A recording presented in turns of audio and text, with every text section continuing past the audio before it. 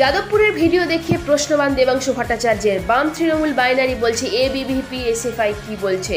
শনিবার যাদবপুরের ঘটনায় উত্তাপ ছড়ালো মঙ্গলবারও। শিক্ষামন্ত্রীর ব্রাত্য বৈঠকে ঘিরে যে ঘটনা সেদিন ঘটেছিল, মঙ্গলবার সাংবাদিক সম্মেলন করে তা নিয়ে ফের সরব হল তৃণমূল।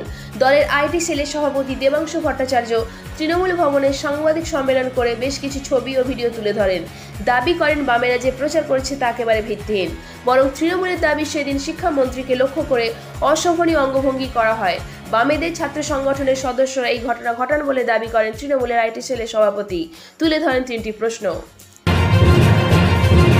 ফের কলকাতা মেট্রোর গ্রিন লাইনে কাজ, তার জেরে পরপর দুদিন বন্ধ থাকবে পরিষেবা। আগামী 8ই মার্চ শনিবার ও 9 মার্চ রবিবার গ্রিন লাইনে কোনো মেট্রোর পরিষেবা মিলবে না। ফলে সপ্তাহান্তে এই রুটের যাত্রীদের বিকল্প পথই ভরসা। মঙ্গলবার এই সংক্রান্ত বিজ্ঞপ্তি জারি করেছে মেট্রো রেল কর্তৃপক্ষ। ভোটার তালিকায় ভূত, সিইওদের বার্তা মুখ্য নির্বাচন কমিশনের। দিল্লিতে মুখ্য নির্বাচন আধিকারিকদের সঙ্গে মুখ্য নির্বাচন কমিশনের বৈঠক।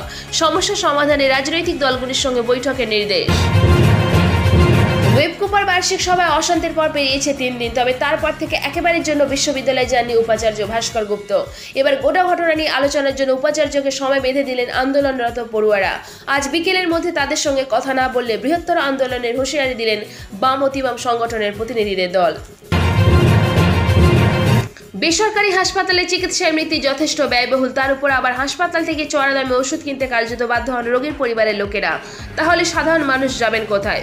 উদ্বিগ্ন সুপ্রিম কোর্ট। শীর্ষ আদালতের নির্দেশ, রোগীর পরিবারকে বেসরকারি হাসপাতাল থেকে ওষুধ কিনতে বাধ্য করা যাবে না। ট্যাংরা কাণ্ডে দে পরিবারের ছোট ভাই প্রসূন দে সোমবারই তাকে গ্রেপ্তার করে ট্যাংরা থানার পুলিশ। মঙ্গলবার তাকে শিয়ালদহ আদালতে পেশ করা হয়। এদিনের শুরুতেই আদালতে লিগ্যাল এইড অ্যাডভোকেট বলেন উনি আইনজীবী রাখতে চাইছেন না, ওকালতনামায় সই করছেন না। বলছেন চার্জশিট হলে আইনের হাত ধরে মৃত্যুর রাস্তা বেছে নিতে চায়।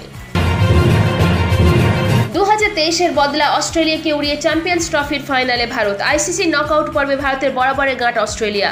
2003, 2015, 2023 সালে আইসিসির ইভেন্টে নকআউটে অস্ট্রেলিয়ার কাছে আটকে ছিল ভারত। এবার সেই গাঁট খুলল টিম ইন্ডিয়া। চ্যাম্পিয়ন্স ট্রফি সেমিফাইনালে অজিদের বিরুদ্ধে খেলতে নেমে জিতে গেল দল। নির্ধারিত 50 ওভারের আগে 48.1 ওভারে জয়ের জন্য প্রয়োজনীয় রান তুলে নেয় টিম ইন্ডিয়া। 4 উইকেটে ম্যাচ জিতে ফাইনালে প্রবেশ করল। গ্রুপ স্তরের পরপর 3টি ম্যাচে জয়ের পর সেমিফাইনালে অস্ট্রেলিয়াকে পরাস্ত করল টিম ইন্ডিয়া, চলে গেল ফাইনালে।